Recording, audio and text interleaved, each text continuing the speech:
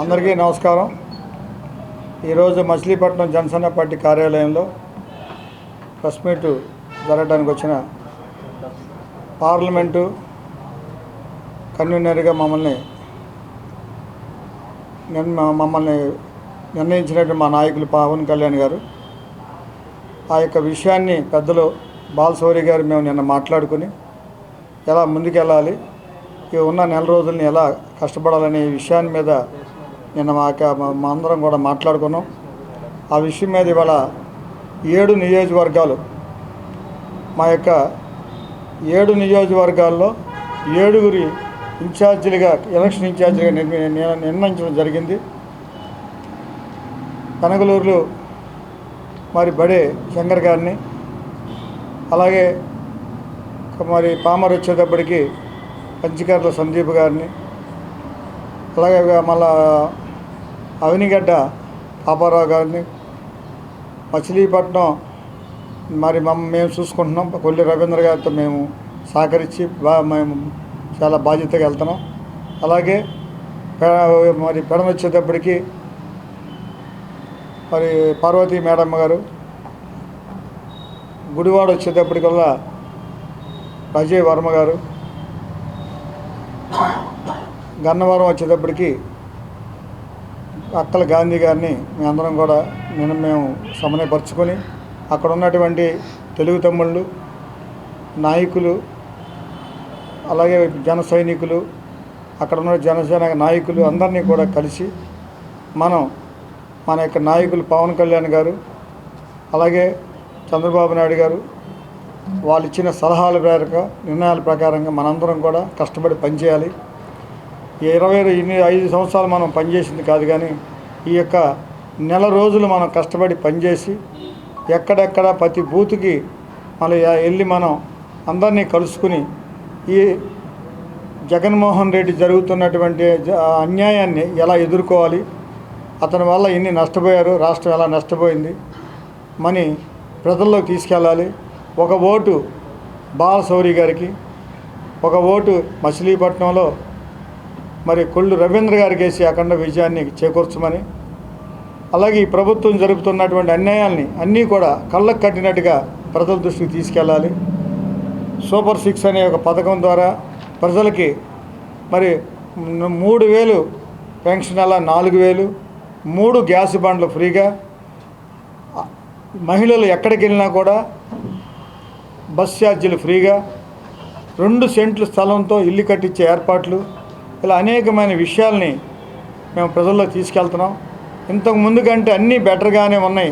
ఒక పిల్లోని కాదు చదివిస్తాం, ఇంట్లో ఎంతమంది పిల్లలు ఉంటే అంతమంది పిల్లలకి ఒక 15,000 కాడికి ఇచ్చేటట్టు, పెన్షన్ కూడా 3,000 కావు 4,000 ఇచ్చి, ఇలా అన్ని విషయాలని ప్రజలకు తీసుకెళ్తుంటే అన్ని వాళ్ళు ఒకటే అంటున్నారు, బాబు ఈ ప్రభుత్వం ఎప్పుడు పోద్ది, దీన్ని ఎప్పుడు వదిలించుకోవాలి, మేము రెడీగా ఉన్నాం, ఎప్పుడు ఎలక్షన్ వస్తుందా, ఒకటి సైకిల్కి ఒకటి గ్లాస్కి వేద్దామని ప్రజలందరూ కోరుకుంటున్నారు.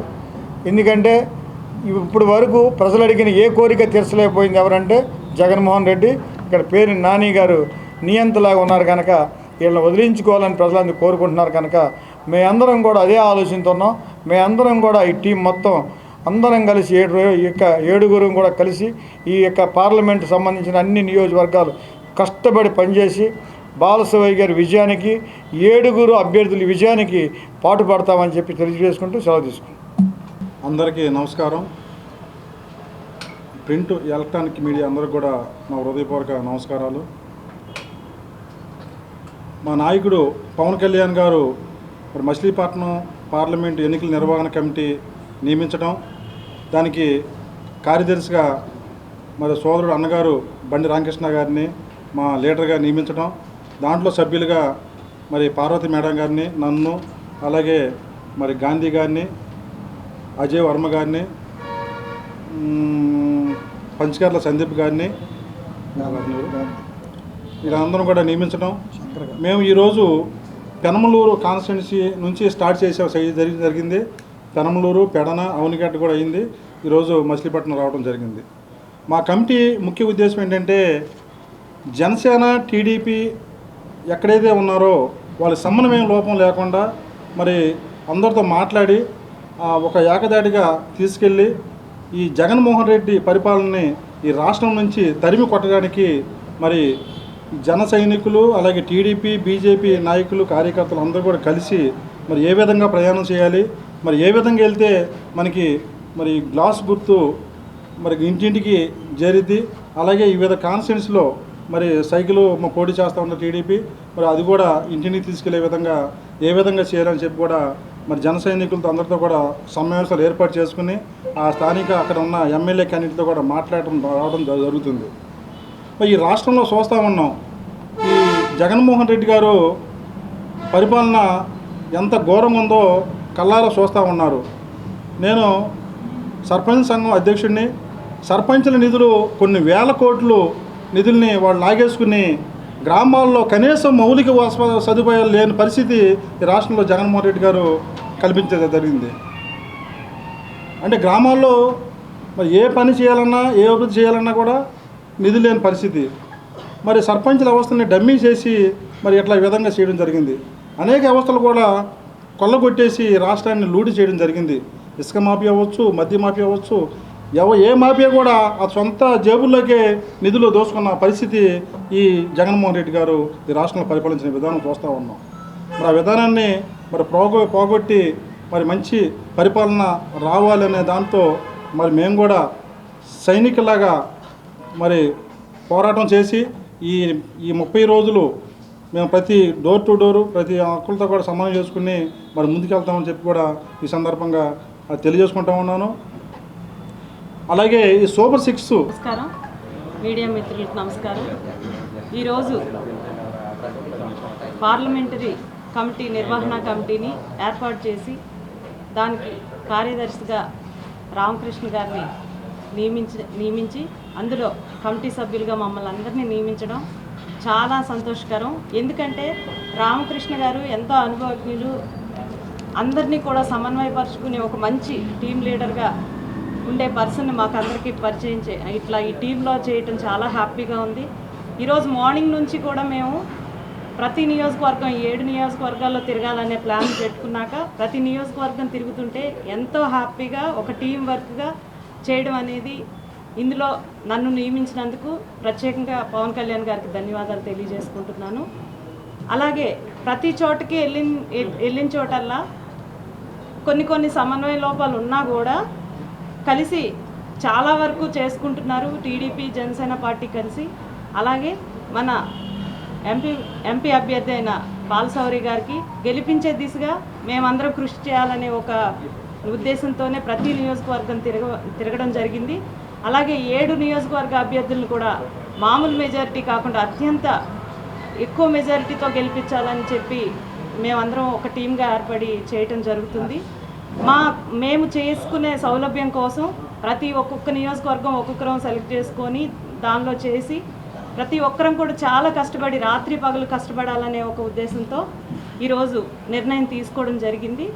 అయితే మనందరికీ తెలిసిన విషయమే, ఇన్నాళ్ళు కూడా అభివృద్ధి అనేది 25 సంవత్సరాలు వెనక్కి వెళ్ళిపోయింది. అది అందరికీ తెలిసిన విషయమే. అయితే ఈరోజు ప్రతి ఒక్కరికి కూడా మళ్ళీ సంక్షేమ పథకాలు ఆశ చూపించి ఇంకొకటి చూపించి మాయ మాటలు ఇంకా కూడా చెప్పటం, కుట్రలు పన్నుతున్న ఇవన్నీ జరుగుతున్నాయి. ప్రజలందరికీ నేను ఒక్కటే విన్నవించుకుంటున్నాను, అవన్నీ ఆ కుట్రలకి వాటికి లోను కాకుండా మన పిల్లల భవిష్యత్తు కానీ మహిళలు అందరం కూడా అన్ని రంగాల్లో వృద్ధి చెందాలంటే ఏం చేయాలి, ఏ ప్రభుత్వానికి వేయాలి అని ఒక్కసారి మీరు ఆలోచించుకోండి. సంక్షేమ పథకాలు మాకు ఇప్పుడు తర్వాత ప్రభుత్వంలో రావేమనే ఉద్దేశం అసలు భయపడే పని లేదు. ఎందుకంటే అప్పుడు కన్నా ఇప్పుడు ఇంకంత మెరుకుగా మహిళలకి చాలా రకాలుగా కూడా అన్ని రకాలుగా సిలిండర్లు ఇవ్వటం అయితే ఏంటి, బస్సు ఫ్రీ ఇవ్వటం అయితే ఏంటి, అదనే కాకుండా ప్రతి ఒక్క విద్యార్థి నుంచి ప్రతి ఒక్కరికి కూడా అన్ని సంక్షేమ పథకాలు కూడా అందుబాటులో ఉన్నాయి. కాబట్టి మీ అందరికీ మరొకసారి మనవి చేసుకుంటున్నాను, మనందరం కలిసి ఈసారి ఈ రాక్షస ప్రభుత్వాన్ని తరిమి కొట్టాలి. అందరం కూడా కలిసికట్టుగా అత్యంత మెజారిటీతో జనసేన టీడీపీ బీజేపీ కూటమిని గెలిపించాలని ప్రార్థిస్తున్నాను. జై జనసేన, జై హింద్. జనసేన పార్టీ రాష్ట్ర అధ్యక్షులు శ్రీ పవన్ కళ్యాణ్ గారు, పిఐసి చైర్మన్ నాదెండ్ల మనోహర్ గారి ఆదేశాల మేరకు బందర పార్లమెంటు సమన్వయ కమిటీ ఏర్పాటు చేయడం జరిగింది. దానికి పెద్దలు బండి రామకృష్ణ గారి నేతృత్వంలో ఒక 7గురిని కమిటీగా ఏర్పాటు చేసి ఈ పార్లమెంట్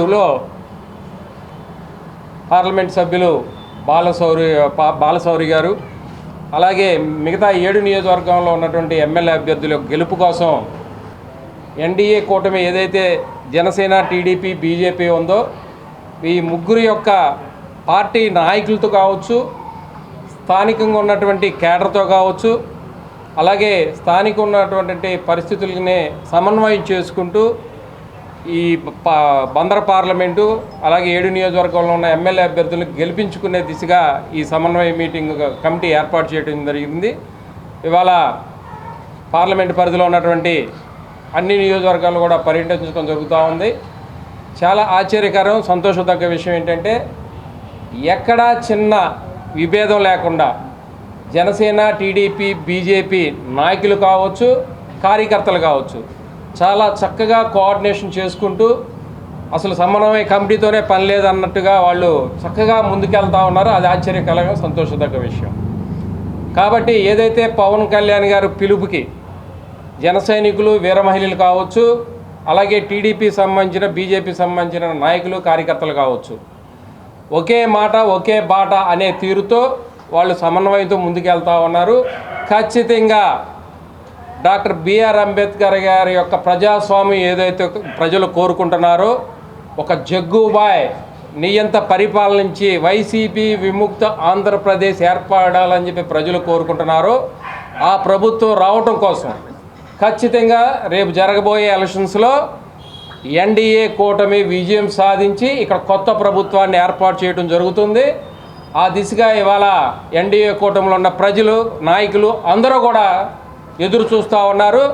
ఖచ్చితంగా విజయం సాధిస్తామని చెప్పి ఈ సందర్భంగా తెలియజేస్తాం. Please subscribe to Chanakya channel.